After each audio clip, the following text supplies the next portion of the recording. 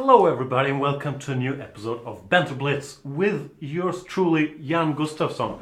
I am a chess grandmaster, even though, you get that title for life. I'm a chess grandmaster, highly qualified to crush all of you. And that is normally the intention of these shows. Challenge me to a 3-minute or a 5-minute game if you are a premium member on chess24.com.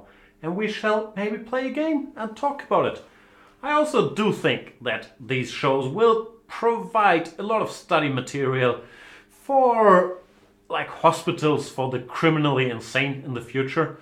Well, they're going to say, in 2015 he seemed to have it more or less together. Look at the early Banter Blitzes. They're even mildly humorous for a chess player. But then 2016 is the year he turned really bitter, invented this fake character Radio Jan, and his shows as himself just a load of whining, self-pitying, thinly veiled insults. So enjoy this, Doctors of the Year 2030, and let's get on with the program. I didn't really work on that introduction. Should have. Let's play somebody. But who? What about Bugoni or Bugoni? I'm not sure if the E is silent like the D in Django. Probably it's silent. Bugoni? What does that even mean? From the USA. So depending on where you are, it's probably still morningish. It's morningish on the west coast and 11ish on the east coast. We play what people call the Pirts Ufimtsev. Ufimtsev? Probably people just call it the Pirts. A lot of debate how you pronounce Pirts. Pirts, Perch, Pirk. But I believe Pirts is correct. And I'm going with the Austrian attack. 3-pawn attack, f4, bishop g7, knight f3. Has some people that think bishop d3 instead of knight f3 is a clever move. Or even a3. But I'm not that subtle. Castle, what do you do here? Bishop e3 or bishop d3? That's pretty much the options. I shall put my bishop here, and after knight a6, castle, c5, d5, we will reach the main line of sad variation. And it is a bit of a sad variation, even though I do believe that black has kind of decent counterplay here. It's better than what you would normally get out of these g6, c5 setups, because the white pieces are a bit clumsy for it. Knight c3, bishop d3. I played queen e1 to cover the e4 square, e4 pawn even, in case he goes b5 and my pieces get distracted here. And also to start this, what I call the, I don't know what I call it. Let's say a less than subtle attack with f5, queen h4, bishop h6 and knight g5. Arguably, and maybe not even arguably, I should have started with queen h4, not with f5. Not to give him any options of gf and taking the pawn on d5. But I have a feeling that Bugoni, who's that in his profile picture? It's hard to tell, it's so small. I have a feeling Bugoni is not going to take this, so I can proceed with my caveman approach. If he had taken it, his king would have ended up very exposed, so I'm not sure that was a good idea. Now, this is the only attacking plan that Lawrence Trent is familiar with. You go bishop h6, followed by knight to g5, followed by something. And rightly, Bugoni seeks counterplay on the other side of the board by playing b5. I'll ignore it. Rule of thumb is if you're weaker on one side, don't do too much there. Is that the rule of thumb? Not sure. Knight h5 stops me from brainlessly executing my moves. Knight g5, rook f3, rook h3, asks me to do something. I believe it's consistent to exchange bishops. Having said bishop h6, might as well say bishop takes g7. Knight takes g7. Now it seems logical to jump here as well. Threatening checkmate with queen h7, h5 is the only good defense I can see. But Bugoni plays h6. The problem with h6 is my queen is coming. It's coming closer. My best guess is this was a mouse slip. I'm not 100% sure. But now, he's in big trouble because queen h7 cannot be stopped. h5 was the only chance when after f3, f3, e5, I had the feeling my attack was probably crushing through. But it did not happen. Let's see what's going on here.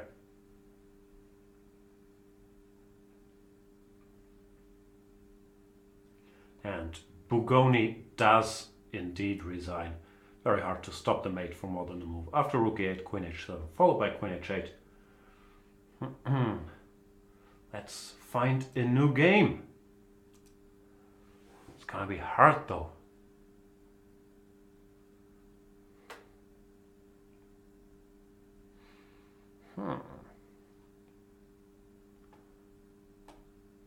What about... just click somebody. A lot of challenges, which is great to see. Chose a dude with a very, very long name. It doesn't even fit all the screen.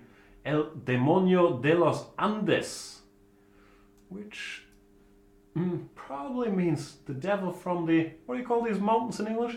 Ants? It's not the devil of the ants. I don't think there is a devil in ants culture. But instead it's these mountains, and it's well documented. I know zero about geography, so I shouldn't even... Where are the Andes? Are they in... Can I move this? Yeah. I believe they're in Peru, but I could be very wrong. And I was also very wrong to play the move to c5, because after d5 I don't really know what I'm doing here. And I don't like it much to give white this extra space. I was so confused with what Andes is in English. I'll find out.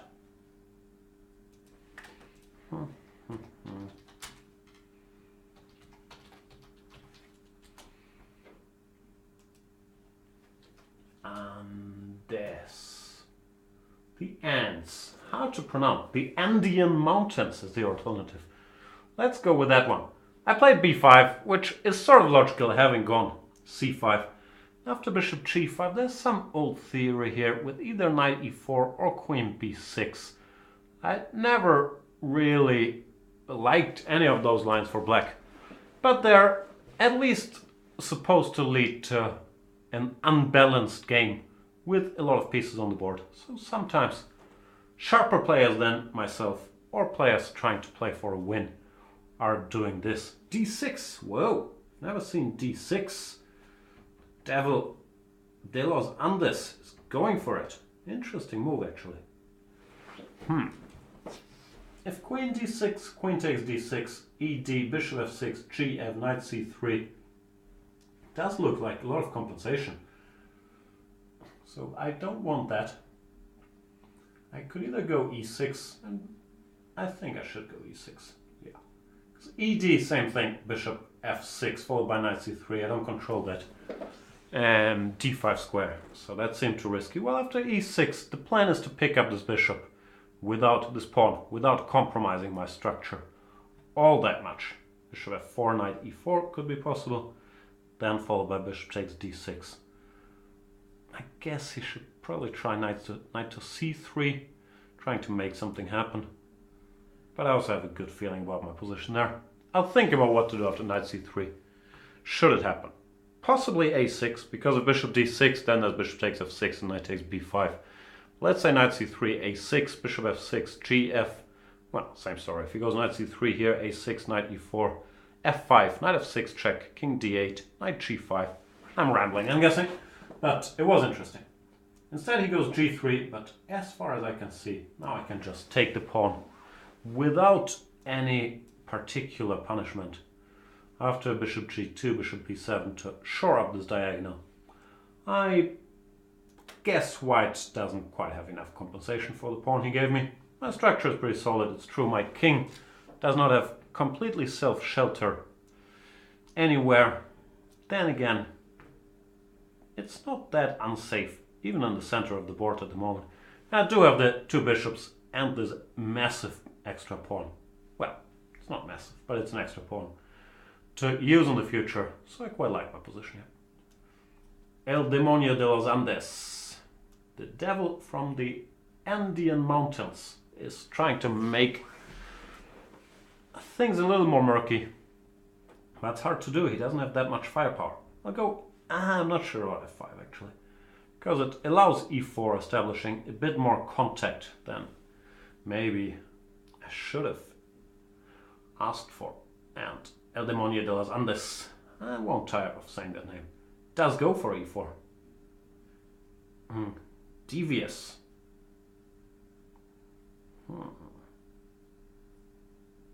I'll take.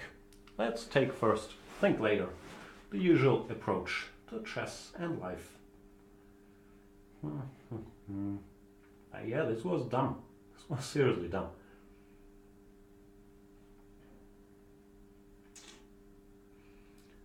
Things have gotten a lot more complex than they had to be.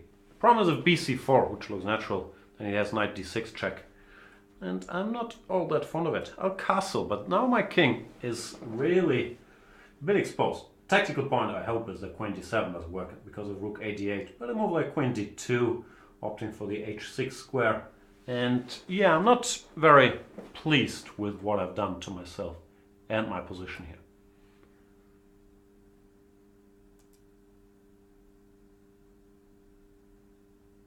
What's going on in the chat? Sometimes I catch up with the chat during the shows. Sometimes I don't. I am like a box of chocolates. That was weird. That sounded weird. Queen d2, yeah, I'm not thrilled. To put it mildly. Don't checkmate me, Mr. El Demonio de los Andes. I'm not overly keen on getting checkmated. I should focus a little bit. I spotted, well, there's many weaknesses to my game, but being under attack is actually one of them. I don't enjoy enemy pieces all up in my grill. Can I do this? Knight takes d4, cd, bishop b7, queen b7. Let's say knight f3 or cb. Ah no, sorry, knight f3 is hanging. He can't do that. But I still don't like it. Knight d4, cd, c5, queen c7, even c6. It all looks very dangerous. I will win on time, because El Demonio de los Andes is devious, but he's slow. He likes to take his time to torture his victims, as a mountain devil probably should. But there's rules to our little chess24 world, Mr. Devil. You have to respect them. We use the chess clock, and if you run out of time, no cunning in the world can help you. I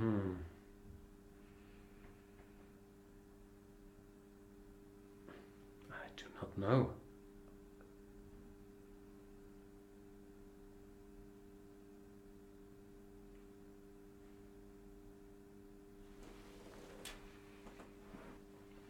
A lot of questions in the chat. Some people would say too many questions, and I have all my hands full.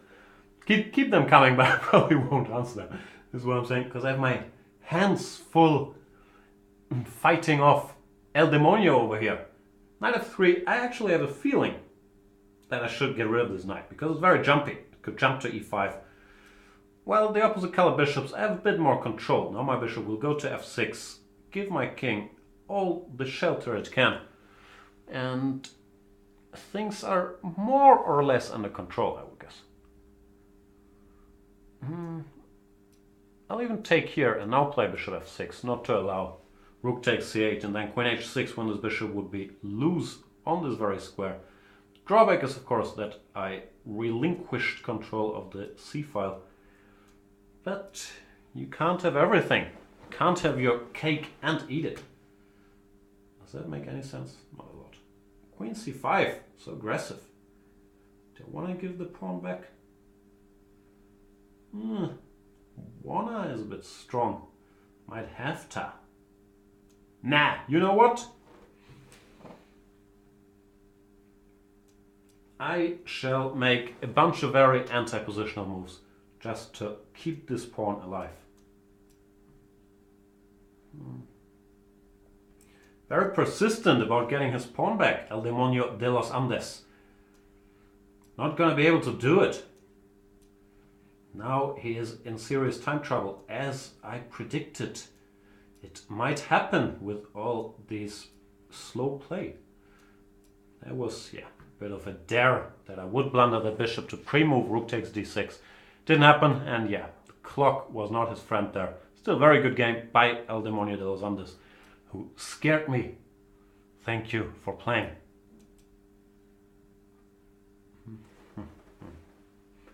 Let's play yet another eventful game, hopefully.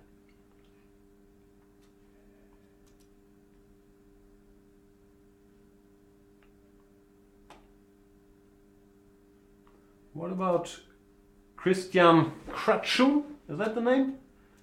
Christian Kratschun? Sorry if I mispronounced that badly.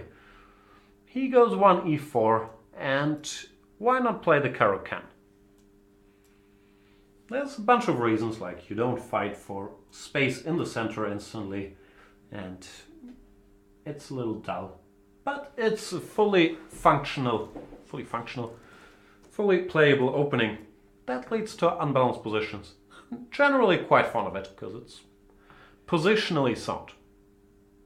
Now, after knight c3, which is a bit of a weird move, but we've transposed into a position you would, I'm not sure if you guys will follow me on this, a position you would normally get after d4, knight f6, knight c3, d5, knight f3, c5, e3, cd, ed. Nah, that was a bad example. Just ignore what I just said. We have a, how do you call this? Karlsbad structure with colors reversed. That should be very comfortable for black because the knight is a bit misplaced on c3. Every move that doesn't blunder the bishop made sense here. Bishop f3, bishop f5, and bishop h5. Bishop h5, he goes knight e5, which might help him to untangle his pieces a bit, especially this knight on c3. Well, bishop f5 does have the drawback that he can go knight h4, trapping this bishop. Frankly, I did not expect Christian Kratschun to do that to me, but he did. I misread him. And now, while black is still fine, it's going to be a bit harder to create imbalances, but I shall try. He played bishop b5 and bishop g5, pinning all my horses. Now he's going to capture them all, but with all these captures, he's going to strengthen my pawn chain a little bit, because capturing towards the center often improves your pawn structure. Long castles is pretty much off the table after b takes c6, so I might as well play rook b8. To b3, not sure what to do. I don't really consider bishop f6 a threat after gf. I guess I'm going to have to put my king here eventually. Where else would it go? So I shall castle and see what happens.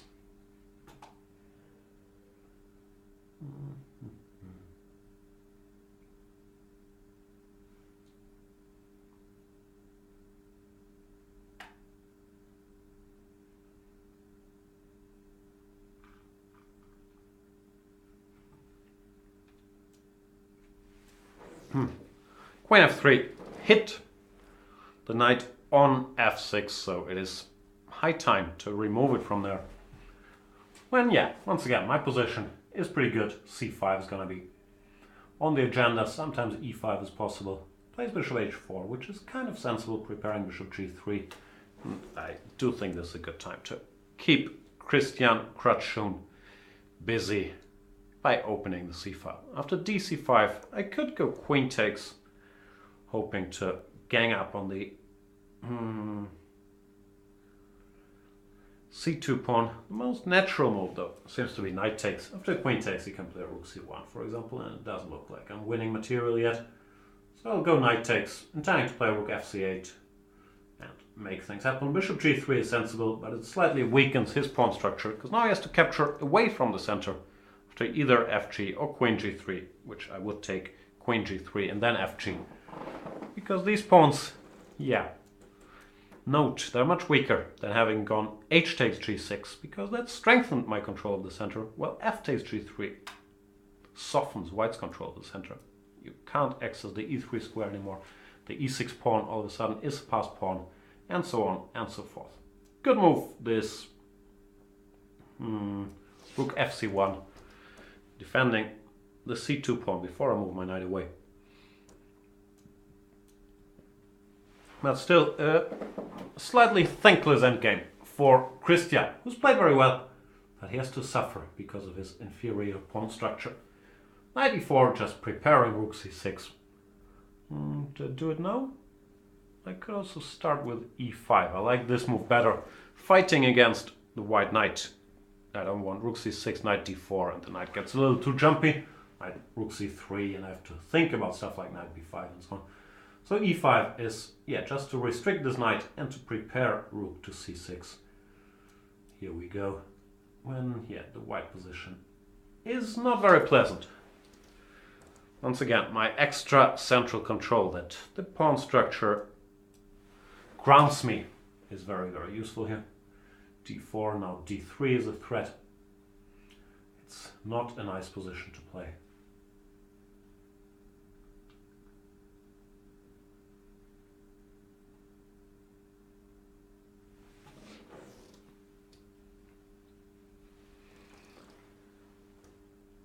He goes c4, which is actually not a bad decision, I believe. I am aware of the en passant rule. I could use that knowledge by going d takes c3 en passant. It's not a no-brainer, however. I could also try to target the b3 pawn. But no, I believe I should take this.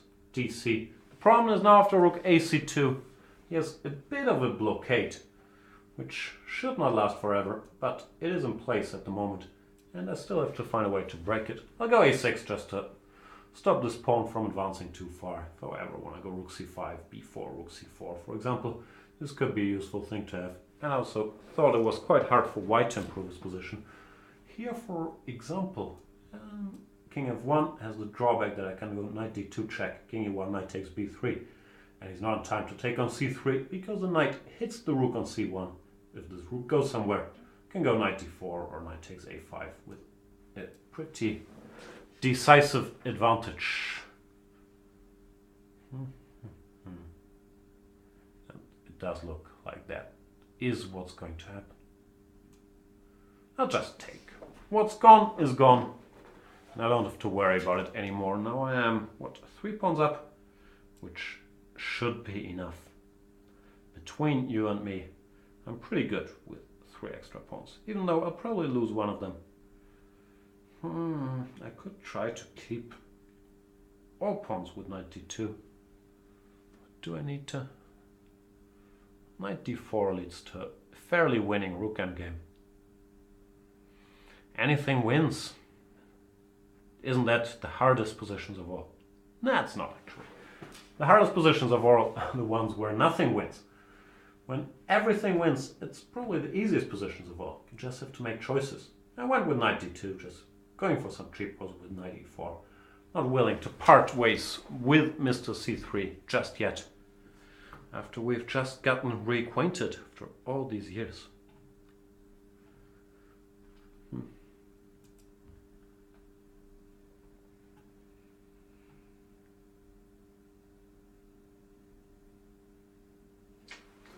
Yeah, Christian is in big trouble here. King e3, the natural move would run into knight c4 with the fork.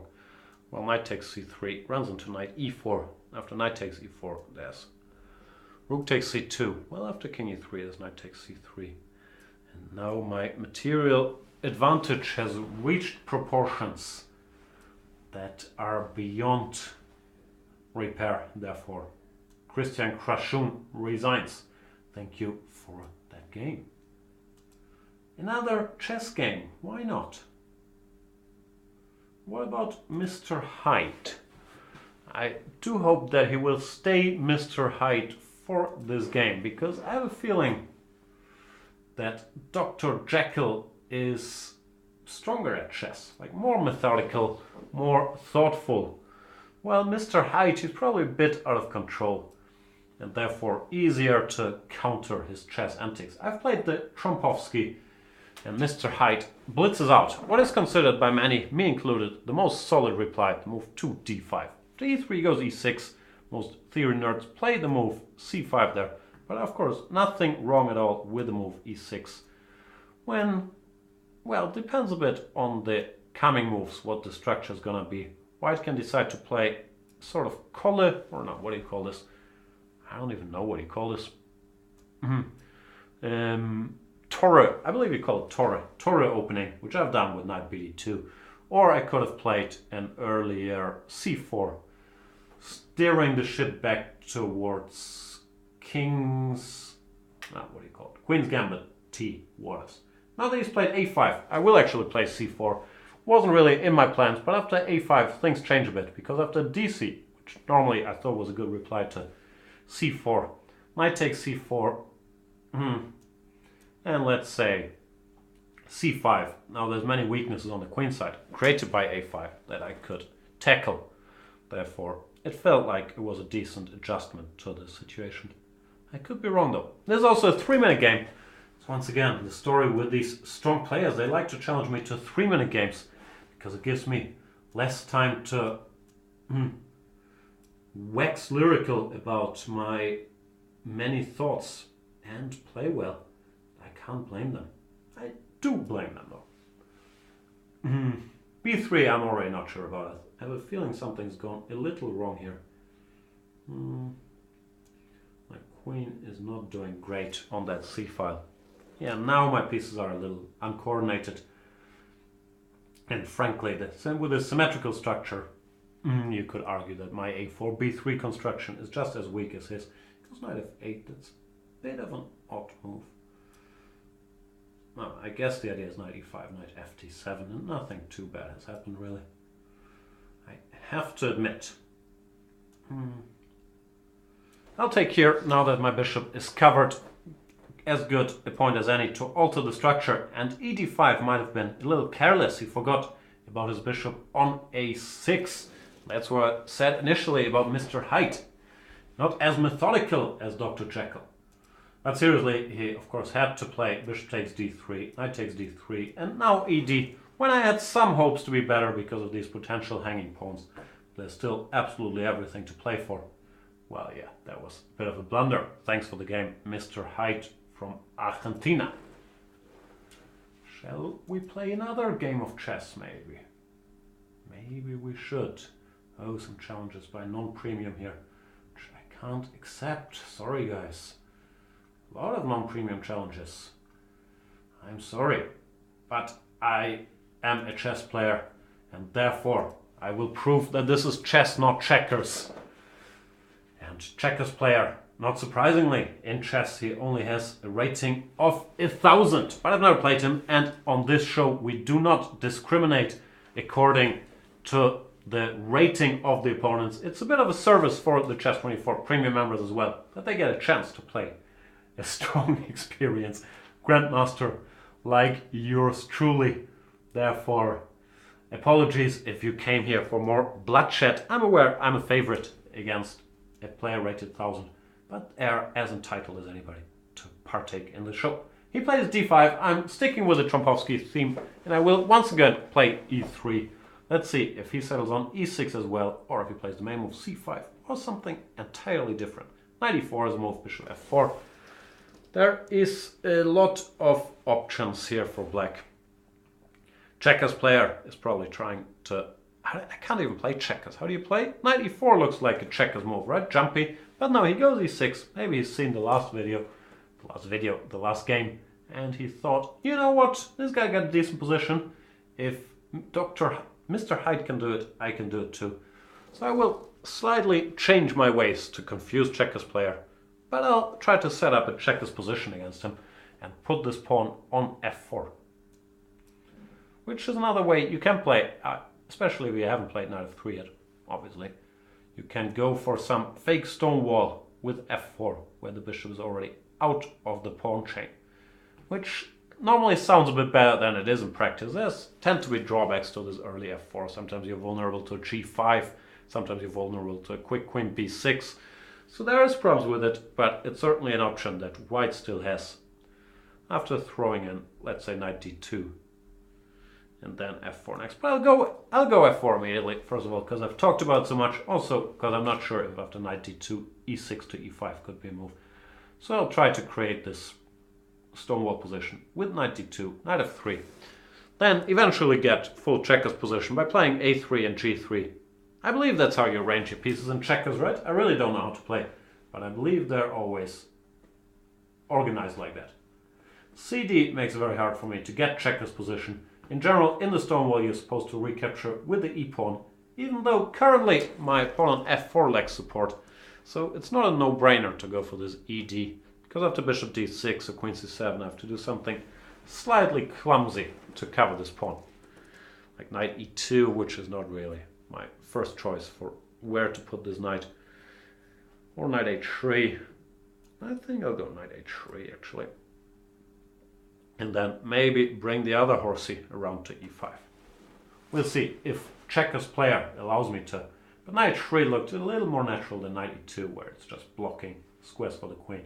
Now I can follow up with castle, queen e2, knight g2, whatever. I have many big plans for the future.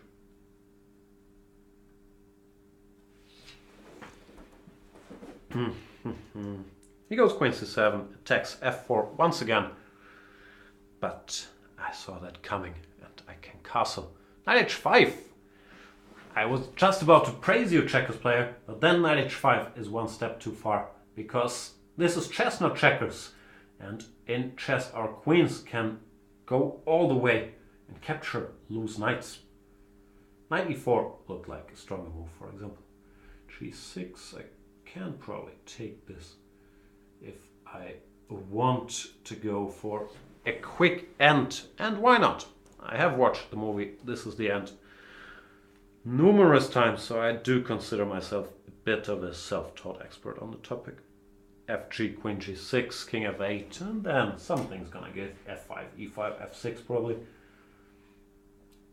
Things should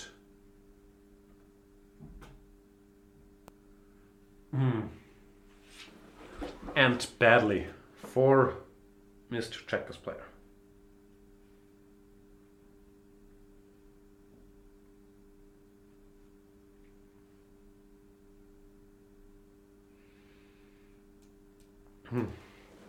Now fe6 is a lethal threat because of the discover check. Once again, this was a checkers move though, right? And therefore checkers player resigns. The end is near. Bishop f4, queen f7 checkmate. Or if I was more of a show-off, which let's face it I am, e7 checkmate. Slightly prettier. Yeah, he played well until this unfortunate move, knight to h5. That pretty much ruined the game. Who's next? Who's in? Who not? What about Alan Safar from France? Let's play against Mr. Alan. I'm white every game today, which is beautiful. It's not a setting. It's, I believe, random. But I'll take it. And I played knight f3 against Alan. Knight f3, c4. It's probably still my default mode.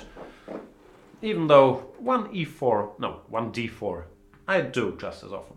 b6 here one could play dullish, which of course is my choice, or one could play slightly more enterprising with the move e4.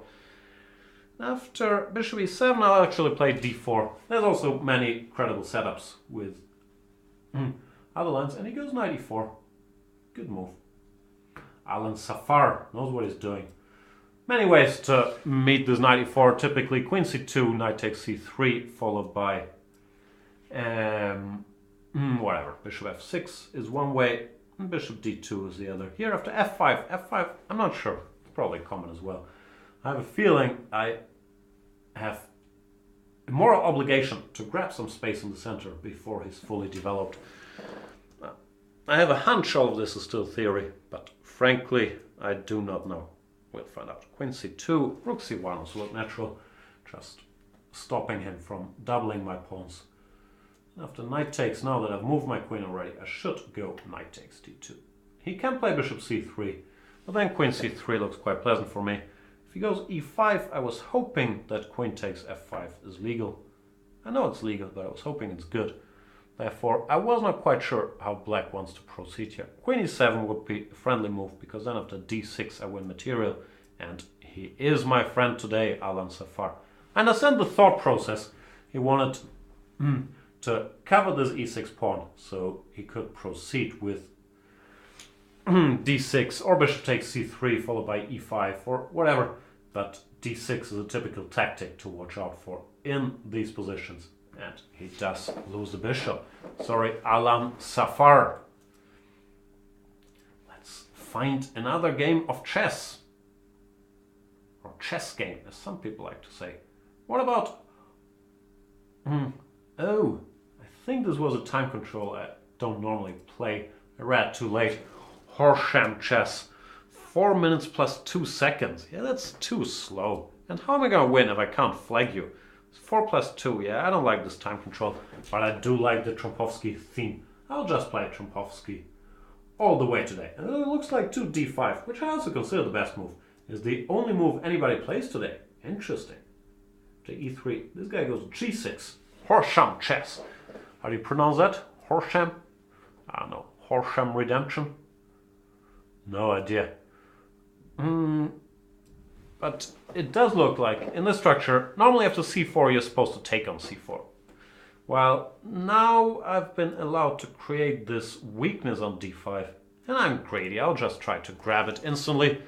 My first instinct, and probably my more sane instinct, was to first target it by g3, bishop g2, and then pick it up in due time. But why do on move 10 what you can do on move 9? Not sure that's good chess advice. But I went after the pawn instantly when he could not defend it. Now I am a fairly healthy pawn up. Black does have the 2 bishops, but they're not a main factor here. And his lead in development is not that big. Still, always gotta be careful. Now, this is a threat. So, I think I'll put the bishop here. Knight b4. He's actually, doing well to make me work for consolidating my pawn. Now knight d3 is on the agenda. I'll go rook b1, dare him into finding a good knight jump. And he doesn't believe in one knight b4. I was going to go e4. So I plays bishop e6, but bishop e6, this feels very wrong. And also feels like Mr. d3 is now far away from home. So I will, as you do, if you spot somebody who's far away from home, you try to cut off their way home and trap them in your own camp. That's good life advice too. So I don't think this knight has any squares, therefore rook takes d3 is gonna be painful. Knight takes b2, rook b2 is also not really worth doing. Therefore, Horsham chess's horse got trapped in a chess game. And yeah, it's time to say goodbye.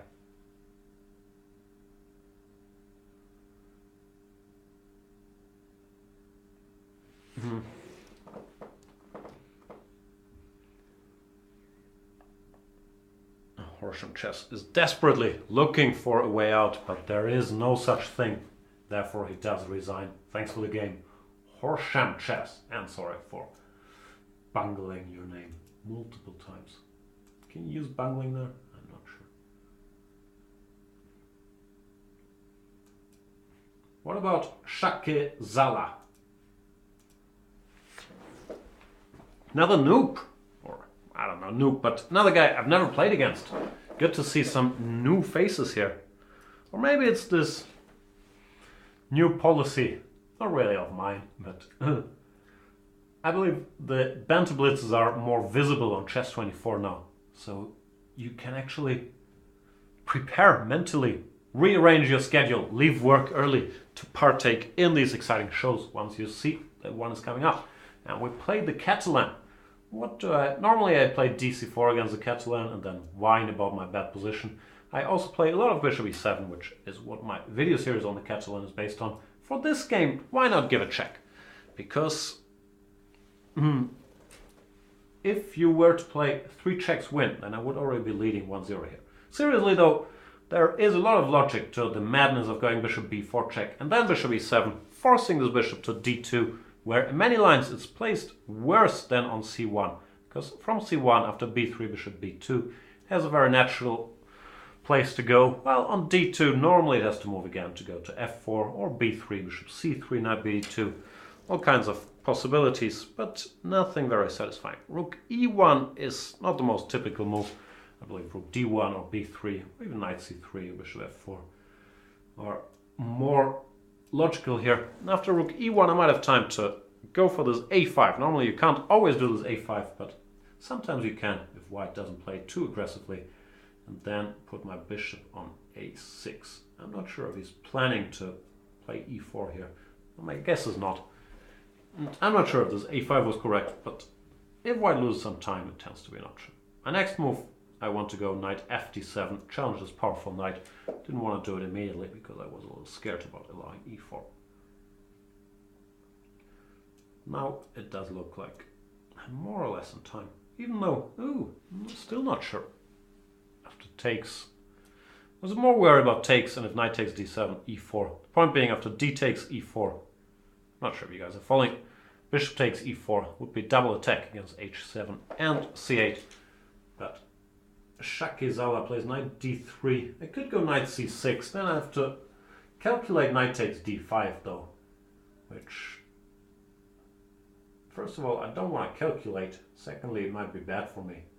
So I will play, I don't know, I was gonna say bishop b7 and then knight c6, but that allows knight to b5 as well. So I'm not sure what I'm gonna play. Is this too artificial? It's kind of artificial. I'll go with this, but I'll be unhappy about it. How about that? Now he goes e4. That's another surprise. I'm doing a very bad job at guessing Shakizela's moves, and his moves are not bad. Normally, at least if I can't guess them, I would hope they're terrible. But no, he's actually played interesting moves. Knight c6, I have to be very careful that nothing bad happens to me here, because I'm slightly underdeveloped on the chessboard. But now rook c8, it looks like I'm more or less in time to avoid the worst. Now there's no more tricks on this diagonal at least. Well, I have some jumps of my own, like knight b4, that I could one day consider. Queen d2 is a good move, getting out of the c file. And to make sense of my pieces, I should offer this exchange. Interesting game so far. I don't think I'm better at all. Rook d1 I could take, but here also looks sensible to put this knight here. Because if white doesn't have this breakthrough d4, d5, then he loses a lot of his dynamic chances in the position. Therefore, he correctly actually fights for getting the breakthrough in once again by playing knight to f4. Shakizawa is a strong player. What can I do? Oh, I've also been extremely slow. And it's time to speed up and make random moves, my specialty. Knight b4, a3. I can't say anything better than knight takes c3. If bc, knight d5, we have a weird position, but I thought it was kind of alright. And after a3, knight c3 is possible. And probably best, leading to rough equality, I would say. After bishop takes g2, king g2, then either knight d5 or knight back to c6. I'm not sure which is which. I'll make up my mind in time. But so far, yeah, he's playing excellent chess. Not very pleasant when they do that to me. He's playing all the best moves. What can I do? Knight g2 I'm not sure about. I thought king g2 was even stronger. But even here, after takes followed by, let's say, knight f4 and d5, white is certainly not worse. Knight e4 I don't like on general grounds. Same reasoning as earlier. I should really start speeding up a bit as well.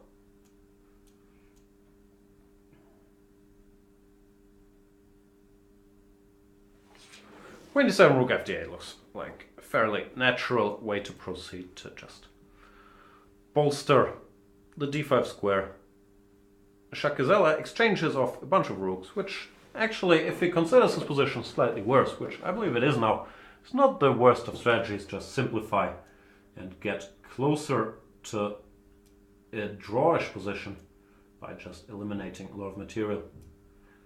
Knight f6 was bad. Now he can just take and go d5, and I believe I have almost nothing. I was hoping I'd be better there. but I really can't see how. Very good game by Shakizella. Shake, is that a Basque thing? Could be, right? Not sure.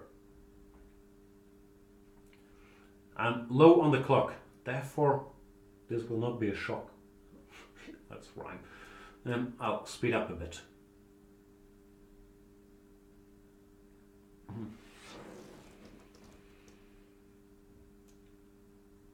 No, he doesn't go there.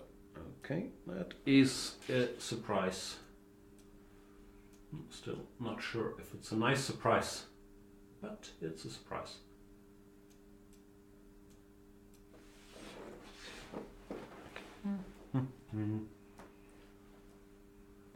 Yeah, status quo is unchanged. I am slightly better. Now I'm much better, because he blundered a knight in the heat of the battle.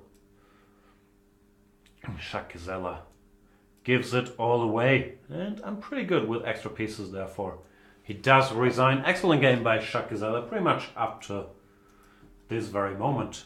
Here, after let's say knight b3, I'm not sure I have anything special. I'd continue playing, try to make something happen on the king side. But yeah, white is very much in the game. But of course, queen b3 was a big help.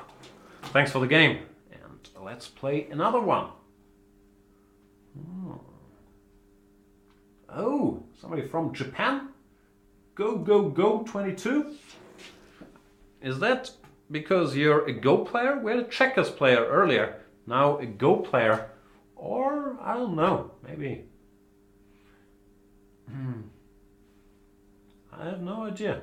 What does a 22 stand for is another question. He goes knight f3. I never know what I'm supposed to do against knight f3. I switch around d5, c5, g6, whatever comes to mind. g6 came to mind, so I go with that. The general repertoire-wise, the problem with g6, if you can play the Grunfeld, is the move to e4, where a lot of people aren't really comfortable playing the modern. Well, c4 is of course legal, but here after bishop g7, if white goes d4, you go knight f6, and then you switch back to the Grunfeld by playing d5 next. Well, after knight c3, you go c5 or e5, but I prefer c5. And we're in a variation that is considered to be quite playable. My opinion is that g3 is the best move for white here, where you get some sort of symmetrical, Englishy position. I've played this plenty after castles. I've played a lot of bishop f5 here, which is a move I like.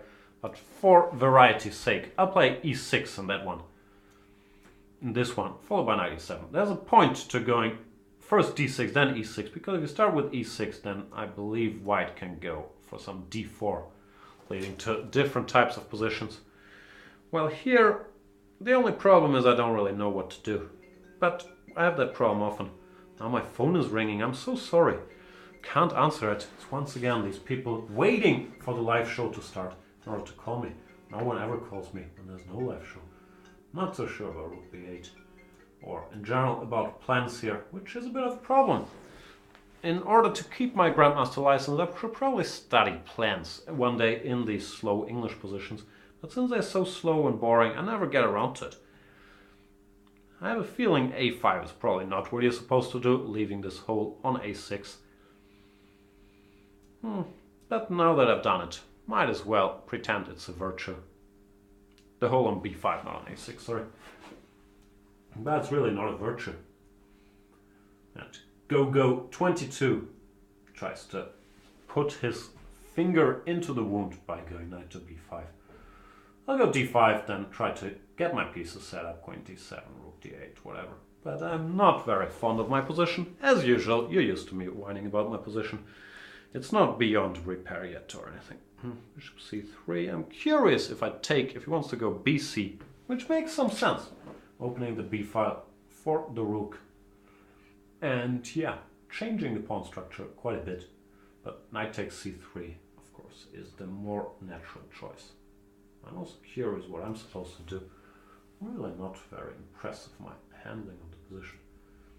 Nah, I'll just do nothing for now. d4 or dc4 both feel a bit premature. So be careful with my weak and dark squares around my Mr. King when the position opens up. Goes back to b5, and why not? Do I take that? No, I'll do nothing.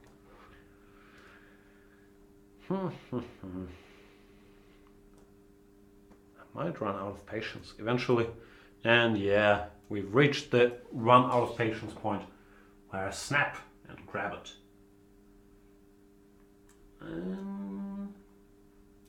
Oof, I'm reasonably weak in these slow maneuvering English games. Don't tell any future opponents.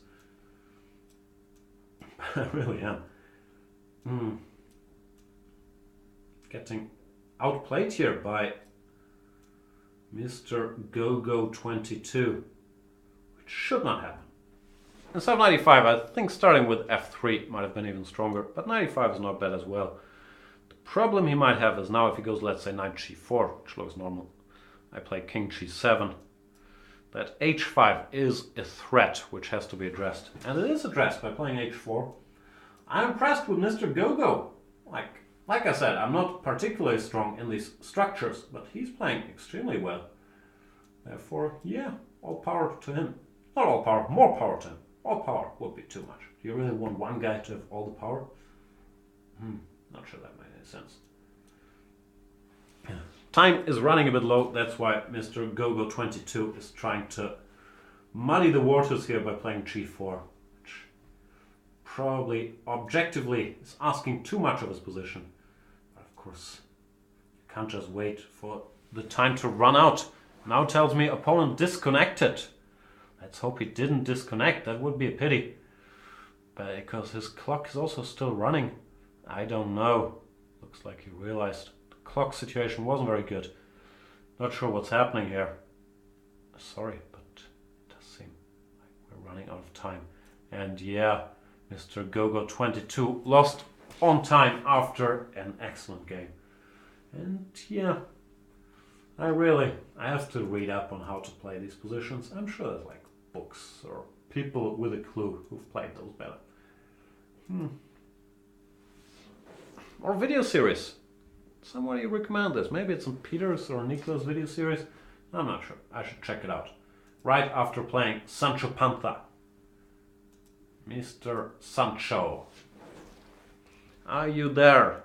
Who's Sancho Panza? He's the dude with Don Quixote who was helping Don Quixote chase the windmills. Is that the guy? Is that what you want to name yourself after? Sancho Panza goes 1e4. I shall play my favorite move in the whole wild world, e5. Not giving an inch. You want to put your pawn in the center? I can do the same thing. Bishop b5, I'll play a6, which is still my preference, even though many people? No, that sounds weird. Many people prefer the move knight f6 to Berlin. 5d3. Interestingly, I've noticed that Fabiano Caruana recently has played the move 5d3, which normally in Super Grandmaster chess the reason not to do this was that you allow b5 and bishop c5. So I'm very curious why Caruana plays this and why nobody plays b5 bishop c5 against him. I hope we will one day find out. For now, both sides are making normal moves. This h6 versus castles is sort of an eternal debate in this type of positions. Me, I prefer to avoid getting pinned with bishop g5 here. Therefore, I like to start with h6, but that's more of a taste thing than an objective thing. You can very much allow the pin and be alright there as well. So now, yeah, the position resembles, I don't even know what it resembles, some slowish Italian game. The thing is, I don't really want to move my bishop before he's played knight b2, because after bishop b6 he could go bishop b3, and I'm not sure if I've lost time there. Well, I'm sure I have lost time, but I'm not sure I have to do that. So I'll try to find another half useful move, which rook e8 is, but rook e8 also does not fit in with every possible plan black has here. Like if you ever want to play f5 later, then rook e8 is not particularly useful, for example. For now, we've both put our knights on g3/g6, which is also fairly standard procedure for these types of positions. And we'll see what Sancho Panza does next. If he goes bishop e3, I'll probably take and go c5. d4 is another very common way to play. He goes a4, also perfectly natural. And generally, you don't want to put your bishop on b7 here, vacating the f5 square. And I have to parry the threat of ab5. So I'll go bishop e6. But even bishop e6, I'm not sure about. Actually, he's played well, maybe better than me. Or he has played better than me so far. Bishop e6, I thought he could even take and maintain a bit of pressure. Bishop c2. What to do? Maybe queen d7. Maybe not. That looks natural enough, just staring idly at the f5 square. And also, in some lines, bishop takes h3 becomes a real option. Yeah, the timing was probably bad, because he can go d4 here. My instinct said start with c5, but I didn't do it. Now after d4, yeah, my timing has been way off. My pieces are a little clumsy. So I have to go c6, which is not the move I wanted to play. But in order to meet the threat of d5, winning material, didn't see what else to do. And yeah, things have gone wrong. Not horribly wrong, but slightly wrong. And that's normally all white needs to generate an initiative in this type of situation. Goes knight f5. I will panic and take here. My idea is if he goes cd, I have d5, which looks very strong. But I have a feeling he's not going to go cd, but knight takes d4. So far he's playing perfectly, by the way, Mr. Panther. Outplaying me big time. And yeah, c5 was bad. I tilted. Don't like any option here. I'll go with fe. My point is, I'm not sure this works, but what I thought about was knight d6, rook d8, e5, knight takes e5, and I'm only slightly worse. But my position looks ugly enough that there could be even worse things happen to it. Queen takes d6 for starters as a move. Very dangerous. We'll see what Sancho Panza decides on so far. He's played perfect chess. Will he continue to do so? It would be heartbreaking, because he would probably crush me, lead me into one of these misery spirals I go on. He goes knight g3. He believes me, that knight d6, rook d8, I was still alive. Well, he still has a fine position, but at least the immediate danger is gone. And I'll start working on activating my pieces a bit. Okay, these bishops have to be exchanged. Problem with these pawns is they control a lot of squares, but they're also weak. They require care all the time. So they're a mixed blessing.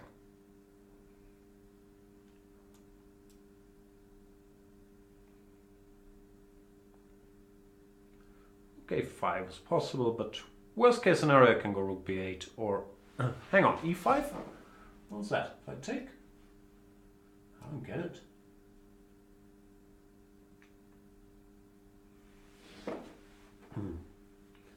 Not sure what this is about. It's fine to activate that bishop, but I doubt it was worth such a powerful pawn.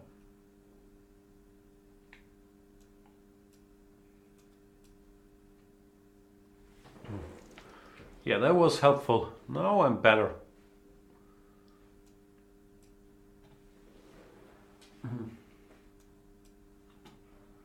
Yeah, white doesn't have a lot of compensation for the pawn even, because my knights are quite strong here.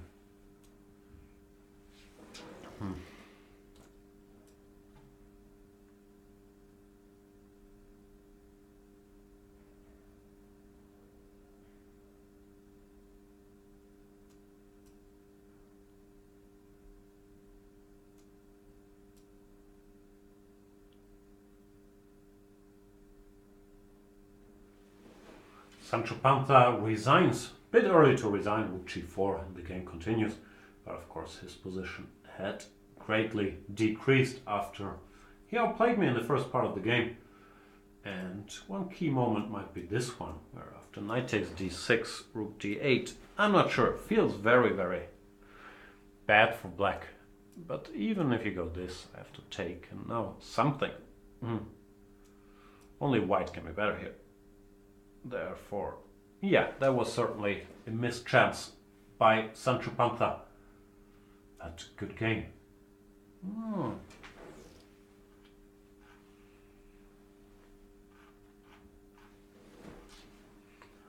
Let's play another one of these games of chess that we all enjoy so much. What about a master FIDE of chess? I believe FIDE master is what they call it. World citizen. I'll play d4, continuing our Trompovsky studies, if the world citizen allows me. But now he's paid attention. He stops me from going bishop g5 by cunningly playing e6. What to do? I'm gonna have to play differently. c4, he goes c5.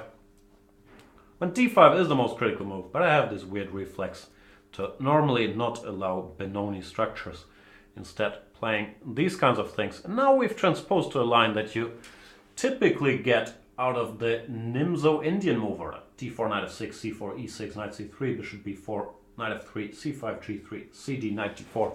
And this position is on the board. I've played it a bit in the old days. Now knight f3 has fallen out of fashion, but not because of c5, but because of castles or b6 on move 4 in the Nimzo Indian. So you don't get to play this position as often, because in the move order, in the game, people normally do not play, what were they going to say? Normally don't play bishop b4, but knight c6. Knight e4 is another very sharp old main line here. Queen c2 or queen to d3 are both legal. A, F, A, I, K. Forgot theory though, which hopefully will not come back to haunt me. Queen a5, bishop g2 were some very sharp lines. He takes here, and in such positions it looks like my pawn structure is rotten, which it is, but normally it's as big a factor that it's kind of hard for black to develop his queenside here. So I don't dislike this position. I'm not sure what the most precise way to handle my business is here. Rook b1 or rook d1 both look perfectly natural, putting some pressure on the queen side. It's not so easy for black to get the pieces out because d6 or b6 tend to drop material. It's still a highly complex position. Knight a5 could be a move going after the c4 pawn. But I tend to like white's chances here. He plays a6, but that does not contribute all that much towards the case, towards developing. His point is he wants to go queen c7, fair enough.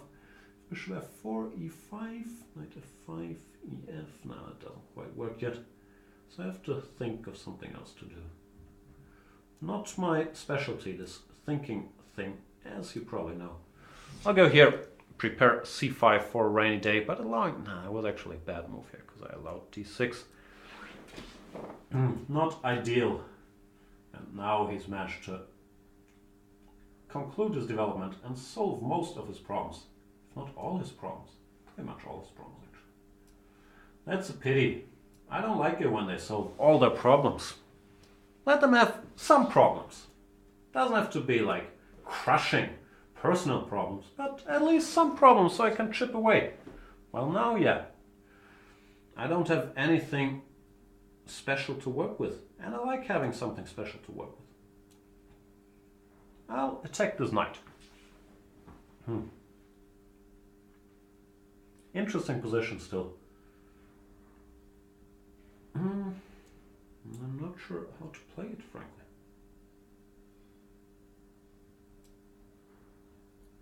Feeling I slightly got outplayed over the last couple moves. And I don't like that feeling either. I like them to have problems and me to outplay them. And by them I don't mean you, world citizen, I just mean opponents in general. And this is not what's happening in this game. That disappoints me. Plays rook f5, another good move. Can I make something happen here? Bishop h6, e4. I don't know. Doesn't really look like the correct direction for me to go. But for lack of better ideas, I'll fish for tricks over here.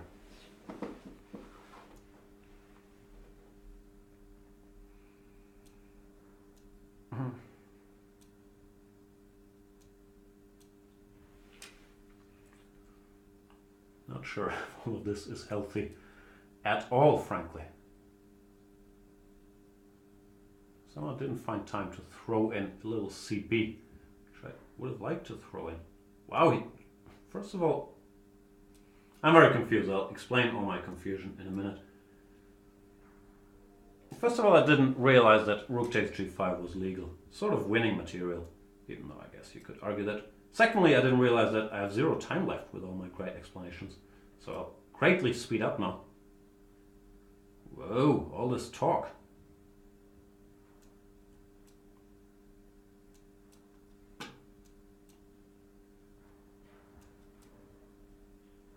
That's the problem. Once you have to switch to pre-moving, things can get out of hand very quickly.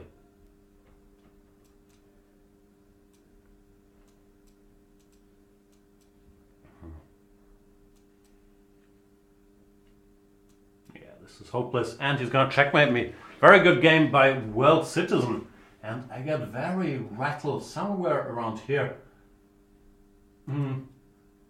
Because I think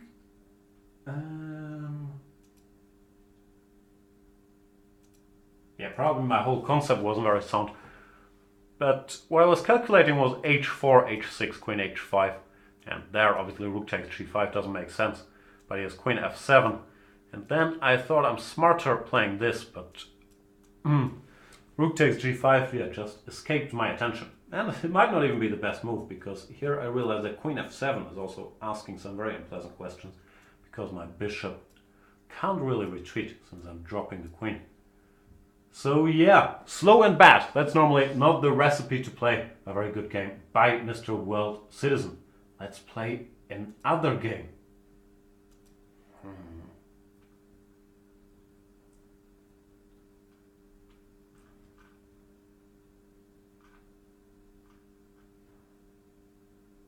What about Mr.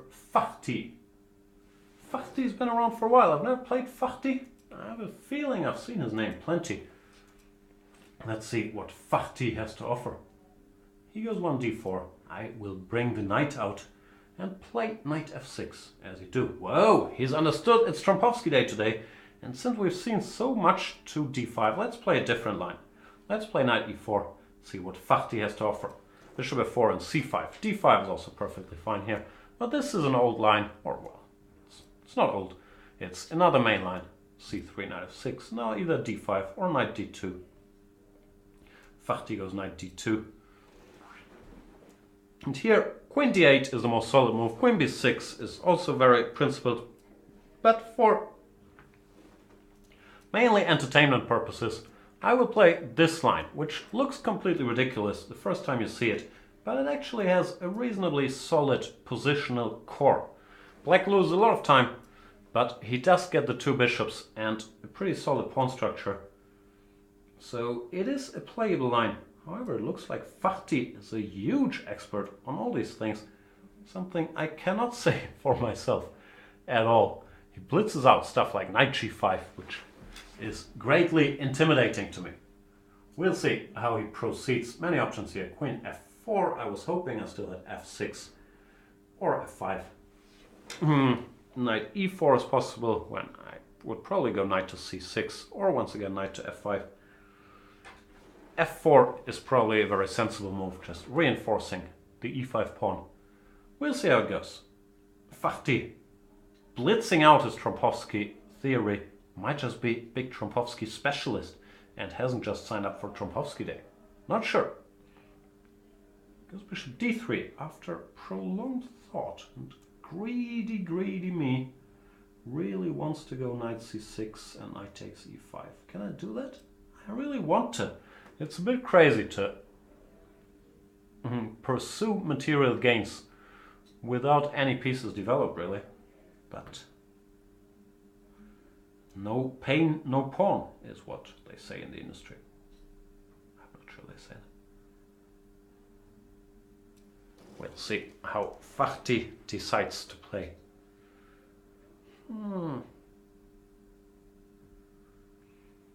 At least the tactical lines seem to not work for him, like queen f4, knight takes e5, knight takes f7 might look cute, but knight takes d3 followed by queen takes f4 is in my favor. So I can't see any immediate punishment. Probably, I don't know, queen somewhere, queen e3, knight e5, knight h7 maybe? I'm not sure. Interesting position for sure. Queen h4 also could be possible. Fahti taking his time here.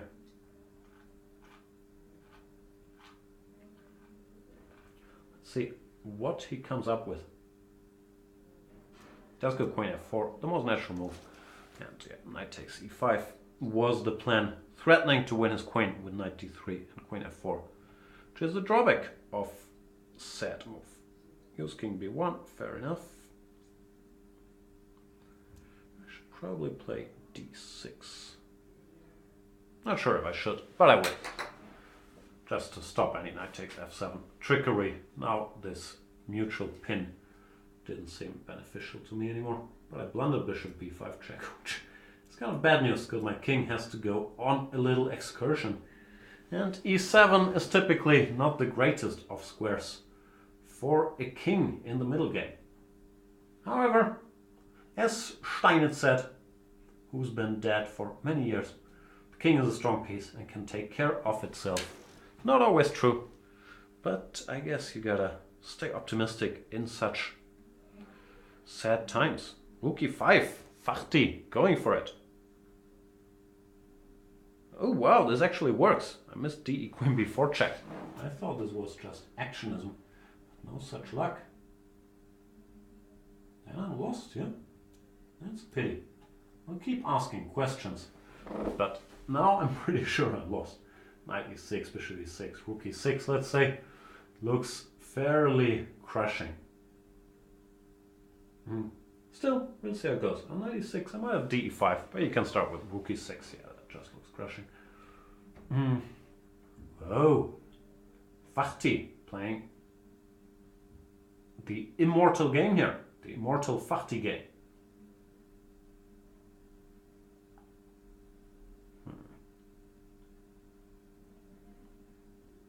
Point, of course, was that, well, I'm missing a lot of checks first, and yeah, he's playing the perfect move again.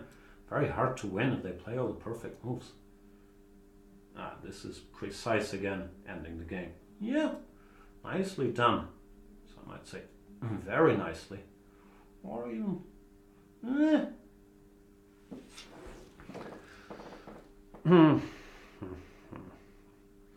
Weird to take all this time after the perfect queen e4, obviously intending bishop c4, which ends the game, to spend all this time. Now he goes queen d5. What is this? Trying to rub it in. Ah, because that's checkmate. Well, bishop c4, which most grandmasters, I believe, would have played instantly, was just winning the queen. What can I say? He's too strong. I'll allow him to checkmate me. King g6, bishop d3 was not an improvement, so I shall allow the rook e8 checkmate. Very nice game by Mr. Fahti. Very impressive. Very, very impressive. And let's play somebody else. Oh boy. Why do I deserve this? Let's play Zacer. Is that how you pronounce it? Zacer? I don't know how to pronounce this. I'll continue our Trompovsky theme. Should have played 2 d5, I played solid. But at least we learned something.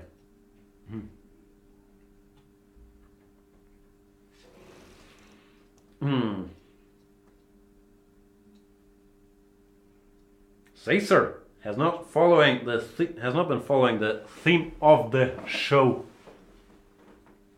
And is surprised by the Trompovsky, goes to g6, which, as far as it comes to when it comes to Trompovsky lines, I believe is one of the slightly shadier ones, because here white has a very easy plan, which leads to a very pleasant position. You go c4, knight c3, e3, knight e2, g3, bishop g2, and white just has a nice structure, only good pieces, while black has these double pawns.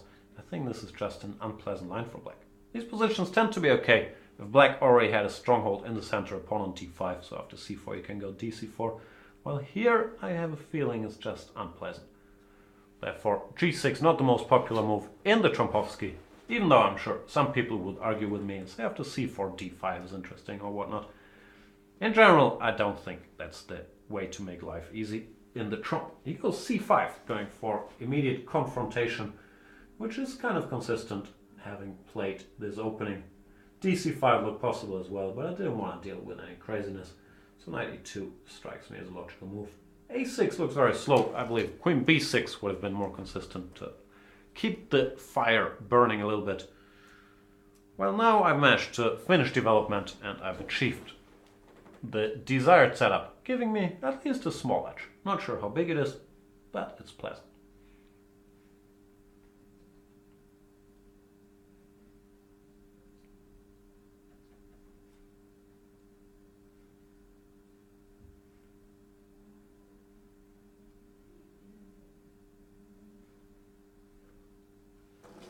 Zacer, taking a lot of time here, goes b5. Whoa, can you do that?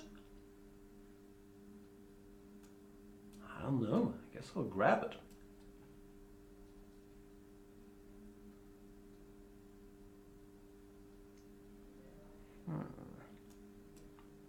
Don't see any particular tricks that justify it, but I've been wrong before, as probably most people watching this show, even watching the last two games, might have realized. I'm not always right. Actually, I think I'm like right 46% of the time, slightly below average, but I do have a big enough ego to think that I'm right 100% of the time. Even though I just said I'm not. See, I'm not making sense. I'm punch drunk.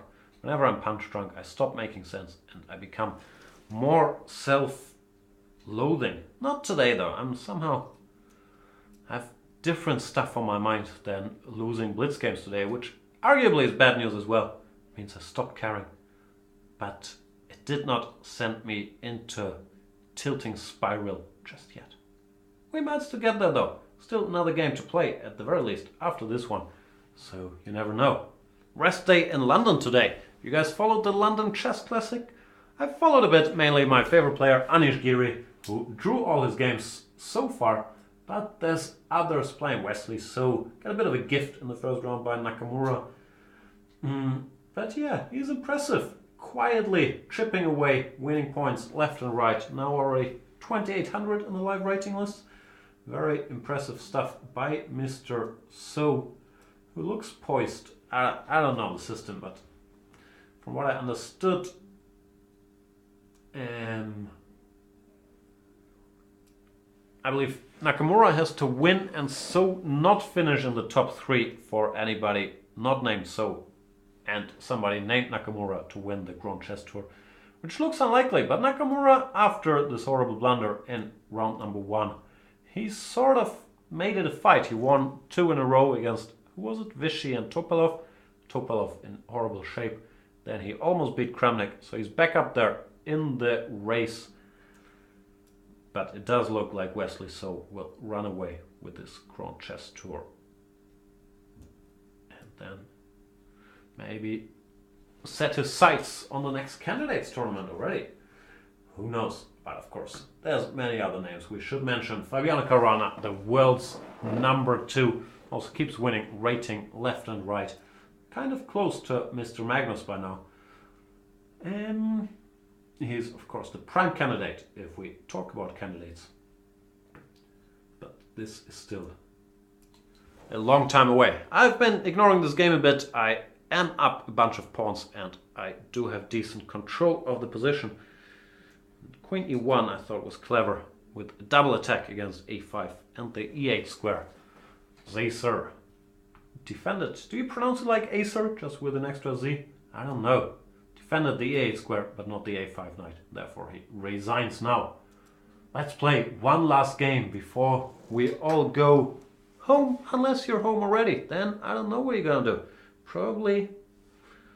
I'm not sure. I really do not know what you will do next. I can't speak for you. I can't take these decisions for you. And I apologize for that. Let's play another FIDE Master. I've already lost to FIDE Master today. Therefore, let's continue our war with FIDE Masters. This is Mr. Groove Chess, who once again fights against the Trompovsky. People have realized I want to play the Tromp. They aren't allowing me to. Plays d4, d6. You shall be punished by me occupying the center, Mr. Groove Chess. Normally, to be perfectly frank with you, my default move after d4, d6 is knight f3, to knight f3. I'm not an e4 player, but to e4 always struck me as the most logical move. Here, instead of the normal knight f3, bishop c4, due to my lack of knowledge, I have decided to play this slightly weird system, putting my knight on e2, going g3, bishop g2, which Groove Chess seems to know everything about. That's the problem these days. Everybody knows everything about everything. So hard. He goes h5, which is logical, fighting against g4. Still, having already castled, this strikes me as a pretty extreme measure. Not sure, might be what all the cool kids do in this position. I'm not gonna claim that I'm heavily into details here, but it's still a daring move. It's a very normal idea in the Najdorf to fight against this knight on e2, which doesn't have a lot of places to go. But here it does strike me as a surprise. a5, another slight surprise. I thought his plan was to prepare b5 by going a6, b5. No such thing. And knight c1 might not be the greatest move mankind has ever seen, but I'm trying to use... Now he goes b5. I can't anticipate a single move. The usual problem. AB looks logical to give this rook some work. Now I have to think. Another problem of mine, which I'm sure you're familiar with. The thinking disability. How to handle this position. Maybe black is just alright.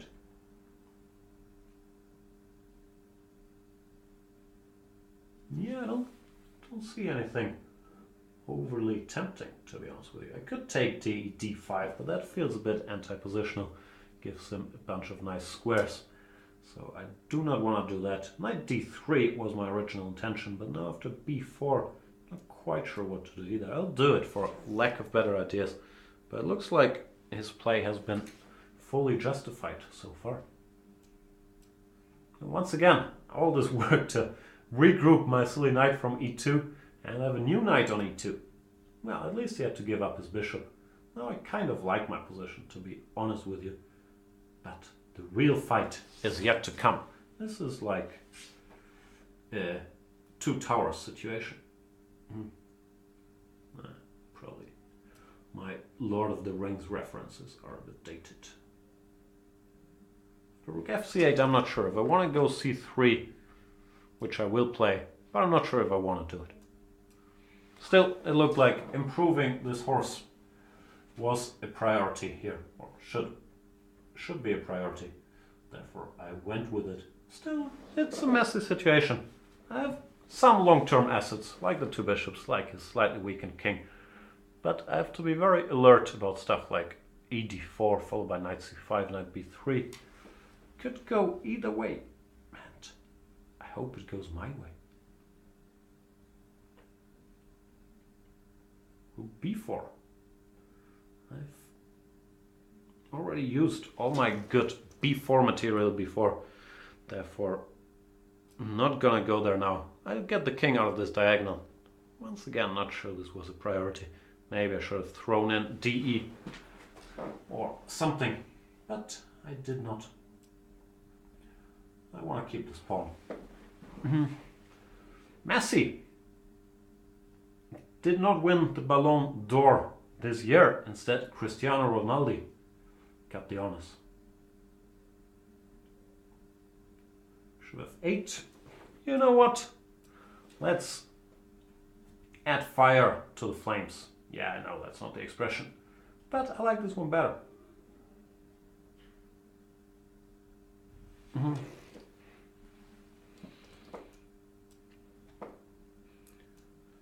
things keep getting messier. But I had all of this, I had anticipated all of this.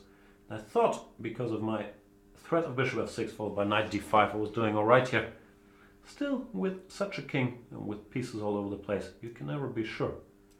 Goes knight b3, I execute my idea. We'll see where that takes us.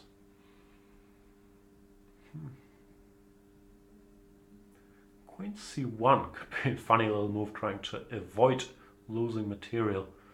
But Groove Chess resigns. Well, his position is not good. I think it's a bit early to resign. After this, how do I win? I have many tempting options, but I didn't see a win. I can just take, sorry. I can just take here, and the knight covers a2. Yeah, that's easy enough. Anyway, tough fight against Mr. Groove Chess. Thank you for the game. Groove Chess. And, oops, nah, let's not switch to my much younger, much more cheerful face from the old days just yet. Thank you guys for watching the show, first of all. Do I have anything in my highly popular and not at all tired old I'm sorry format? I'm sorry for the haircut. I really need to get a haircut, but it's so cold outside. When it's cold outside, it's kind of hard to motivate to get rid of all my hair. I'm sorry for not answering all your questions. I could see earlier a lot of opening questions. We might have to do another opening clinic soon. Sorry for my video series still not being out. I'm working on it as usual. And I'm sorry to myself for losing all these games. Let's answer some chat questions before I go away. Jan, do you think Topalov will stop playing after this tournament? Is a question by Xenon1840. No, I do not think he will stop playing after this tournament. He's been hit or miss for a while now. He's had a bunch of terrible tournaments, also a bunch of very good tournaments. He just got his second kid and he's constantly talking about retirement. So he's clearly not dedicated 100% to the cause. But I don't think he's going to quit. Why would he? However, his rating has gone down a bit. I'm not sure he's going to make the next Grand Chess Tour, and then it's going to depend on opportunities.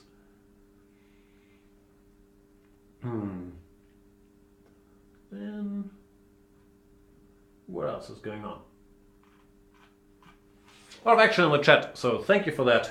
Not a lot of question. I can see on my screen currently one question I can answer. Kixi is asking, Jan, mind playing a game with me? I do mind, Kixi. We're at the end of the show and I also only play premium members. So if you want to partake, not only in my exciting shows, but lots of Banter Blitzes, I believe there's one later today by Chess Explained, and many others, then you should go to chess24.com, get a free account, then upgrade it to premium. It costs whatever it costs, I don't know, 10 euros a month, maybe less, I honestly don't know. Do that, then you have access to all the great video series and you can participate in all the Banter Blitzes and crush me. Like I got crushed twice today. I don't enjoy that very much, but I guess life goes on. It's not about how often you get crushed, but about how many shows you keep doing after that. Is that the wisdom? I don't think that's it. Insanity is to keep doing the same thing, but expecting different results. That's what I'm doing. I always expect to crush all of you, and then I don't, and I go home, very sadly, as I will do now. Thanks for watching. Sorry for rambling forever. See you guys next time. Bye. Bye. Bye.